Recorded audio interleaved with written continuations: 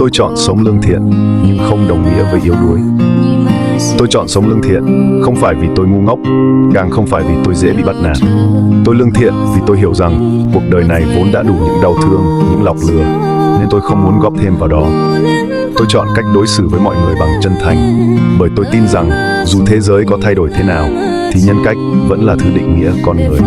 Nhưng đừng nhầm lẫn giữa lương thiện và nhu nhược.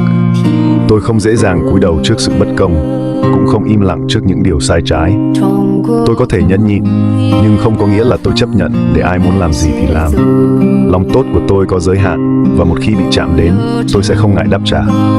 Lương thiện không phải là sự yếu đuối, nó là một sự lựa chọn, là dám giữ lấy bản chất tốt đẹp của mình, dù thế giới ngoài kia có khắc nghiệt ra sao.